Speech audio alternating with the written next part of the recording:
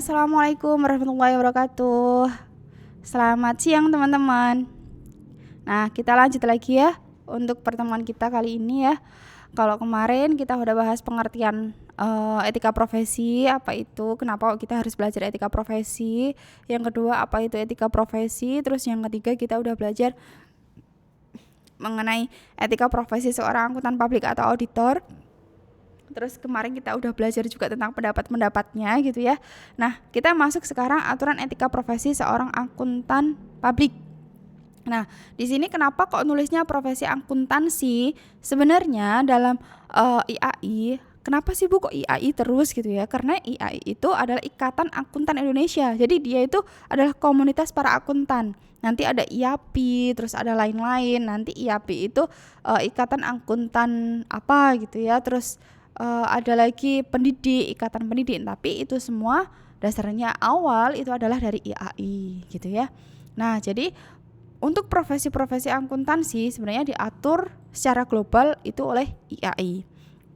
Nah, di sini kita akan bahas 3 hal. Yang pertama, etika profesional profesi akuntan publik. Kita masih bahas juga tentang akuntan publik ya, profesi akuntansi di akuntan publik.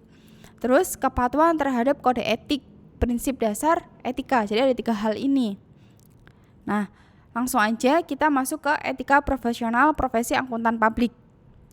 Sebenarnya kalau seorang akuntan publik, dia udah sadar profesinya sebagai auditor, dia udah sadar nih, dia udah tahu bahwa aturan batasannya itu sampai mana aja, dia nggak boleh apa, dia harus apa, itu kan dia berarti udah mengerti etikanya kan. Nah, kalau dia udah mengerti terus dia menjalankan, berarti dia profesional terhadap profesinya dia gitu.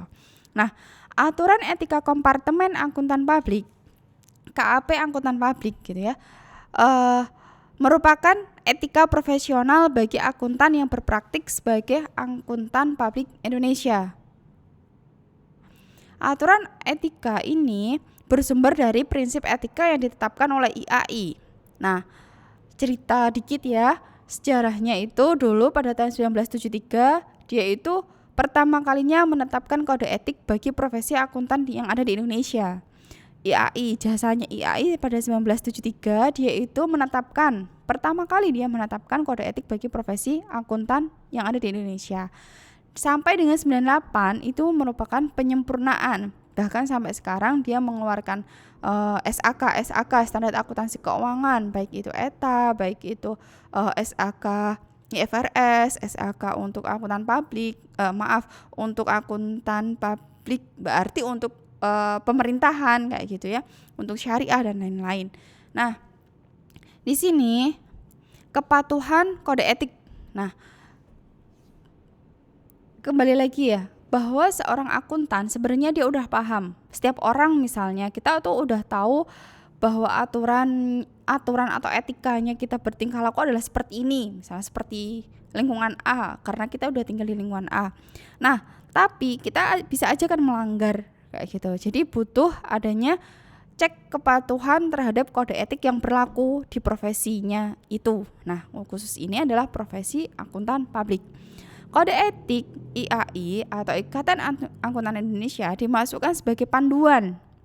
Jadi kode etik yang dibuat oleh IAI itu fungsinya sebagai panduan dan aturan bagi seluruh anggota, baik yang berpraktik di akuntan publik, yang bekerja di lingkungan usaha, yang bekerja di pemerintahan, di lingkungan pendidikan, untuk memenuhi semua tanggung jawab dari profesinya. Gitu. Jadi IAI ini dia buat aturan-aturan tentang kepatuhan kode etik masing-masing profesi di bidang akuntansi. Baik itu dia pendidikan, sebagai auditor, sebagai konsultan pajak misalnya, ataupun sebagai akuntan di dalam perusahaan itu sendiri. Nah, di sini untuk kepatuhan terhadap kode etik seperti juga dengan semua standar dalam masyarakat, yaitu semua standarnya terbuka atau untuk masyarakat umum. Standar yang dibuat oleh IAI tadi bisa diakses loh oleh masyarakat, maksudnya kayak gitu. Tergantung terutama pada pemahaman dan tindakan sukarela masing-masing anggota. Jadi balik lagi tindakannya seperti apa. Sukarela di sini bukan berarti saya mau curang deh, berarti saya sukarela, saya memang saya ikhlas kok melakukan kecurangan itu. Maksudnya bukan gitu, tapi kembali lagi ke masing-masing orang. Kode etik udah dibuat, tinggal dia patuh apa enggak gitu. Nah, tujuan dari profesi akuntansi. Tujuan profesi ini memenuhi tanggung jawab dengan standar profesional yang tinggi, mencakup tingkat kinerja tertinggi dengan orientasi kepada kepentingan publik. Nah, seorang akuntan publik dia kan menyajikan laporan keuangan yang bisa dia kan mengaudit hasil laporan keuangan perusahaan yang dia akan pertanggungjawabkan kepada publik. Bu, katanya tadi kok nggak boleh sih Bu, kemarin di pertemuan kemarin nggak boleh sih hasil dari auditor tadi dipublish, kok tanggung jawabnya kepada publik, maksudnya seperti apa, misalnya kayak gitu ya. Nah, maksudnya dia bertanggung jawab kepada publik adalah yang dia sajikan kan dia bilang wajar nih. Terus ada pengguna laporan keuangan, misalnya investor lah. Nah, investor ini dapat laporan keuangan dan dia menambah keyakinan bahwa laporan keuangan ini baik berdasarkan hasil audit kita. Nah, kita kan bertanggung jawab nih kepada publik.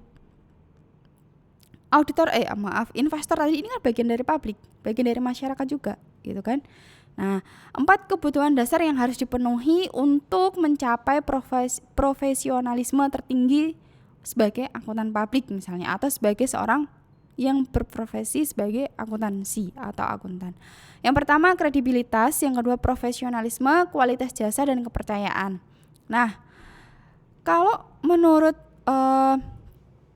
kredibilitas gitu ya, kredibilitas berarti kira-kira seorang akuntan tadi sudah sesuai dengan dia sudah menyajikan laporan keuangan yang dibutuhkan oleh masyarakat atau belum sih? Terus dia profesional nggak sih? Kualitas dari jasanya benar nggak sih, sesuai dengan standar akuntansi nggak sih? Terus bisa meningkatkan kepercayaan nggak sih? Nah, itu teman-teman saya akan kasih rangkumannya secara detail nanti di LMS, linknya di by LMS, atau nanti saya kasih link BWA gitu ya. Saya akan kasih itu. Nah, teman-teman bisa sedikit membaca mungkin ya. Di sini saya rangkum dari IAI, saya rangkumnya dari aturan IAI. Di situ ada kredibilitas, misalnya masyarakat membutuhkan kredibilitas informasi, keandalan dari informasi dan sistem informasi. Terus profesionalisme, diperlukan individu yang dengan jelas dapat diidentifikasi oleh pemakai jasa akuntan sebagai profesional di bidangnya. Terus kualitas jasa, terdapatnya keyakinan bahwa semua jasa yang diperoleh dari akuntan diberikan dengan standar kinerja tertinggi. Jadi sudah dijamin nih bahwa kualitas dari laporan keuangannya tadi sudah bagus misalnya kayak gitu. Terus prinsip dasar etika menurut IAI. Prinsip etika profesi dalam kode etik IAI itu menyatakan pengakuan profesi akan bertanggung jawab kepada siapa aja. Jadi dasarnya etika profesi ini kalau menurut IAI ada 8.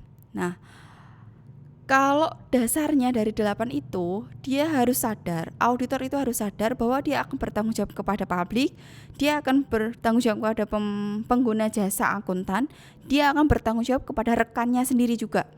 Kalau saya punya KAP, terus saya punya tim gitu ya, saya melakukan penyelewengan. Saya udahlah, yang penting saya sudah melakukan itu, saya mendapatkan fee yang saya mau, saya nggak peduli dengan rekan-rekan saya nggak peduli dengan KAP saya. Sedangkan kalau saya melakukan kesalahan, bisa jadi KAP saya akan dicoret gitu kan. Nah, saya nggak peduli dengan itu semua.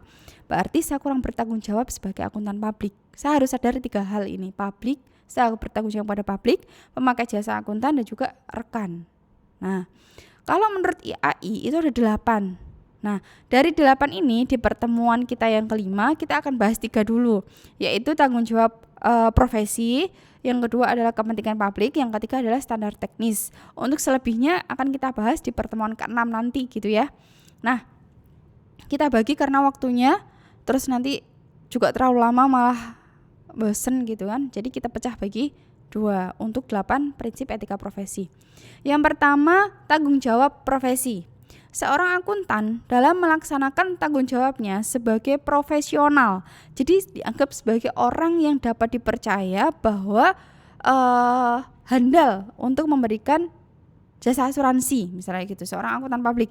Atau mungkin seorang akuntan dia itu dipercaya bahwa apa yang disajikan itu benar, bahwa profesional di bidangnya. Kayak kita misalnya profesinya sebagai apa, sebagai chef misalnya kayak gitu ya, emangnya kamu profesional di bidangnya kayak gitu, sebagai chef kayak gitu. Setahu saya tiap hari kamu tuh sebagai seorang akuntan, kok sekarang bilangnya profesinya sebagai chef kayak gitu, profesional nggak, meyakinkan nggak kayak gitu kan. Nah, harus senantiasa menggunakan pertimbangan moral dan profesional terhadap semua kegiatan yang dilaksanakan. Jadi kita harus sadar bahwa tanggung jawab profesi itu kita harus mempertimbangkan moral dan juga mempertimbangkan profesional kita. Jadi ibaratnya kita punya beban batin. Kalau seorang akuntan, kalau saya sampai salah memberikan pendapat, ini akan berimbas kepada banyak hal. Bisa jadi kepada masyarakat salah mengambil keputusan, kepada rekan-rekan saya bisa jadi di blacklist, bisa jadi pengguna jasa akuntan saya, kalau misalnya saya salah ini ya, saya harusnya wajar tanpa pengecualian, tapi saya kasih wajar misalnya tidak wajar gitu ya, atau mungkin salah kasih pendapatnya, bisa berimbas pada profesi saya, profesional saya masih dipertanyakan kayak gitu, saya ahli bener nggak sih gitu. Terus yang kedua, kepentingan publik. Prinsip kedua, seorang akuntan mementingkan kepentingan publik. Anggota akuntan yang profesional berkewajiban untuk bertindak dalam rangka pelayanan kepada publik, menghormati kepercayaan publik, serta menunjukkan sikap profesionalisme.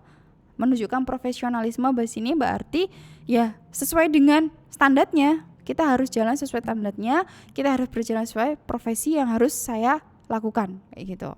Kalau misalnya saya nggak boleh publish hasil audit saya nggak boleh publish itu.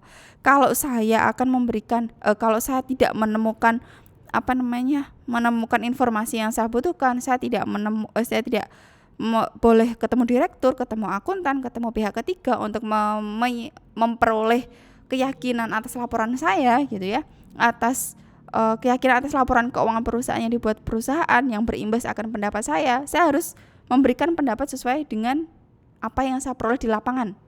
Intinya gini, kalau kemarin kan kita belajar saya sebagai auditor dibatasi oleh PT ABC. Saya nggak boleh mendapat informasi, saya nggak boleh ketemu sama pihak ketiga, saya nggak boleh ketemu direktur, saya nggak boleh ketemu bagian keuangan. Saya dibatasi semua nih.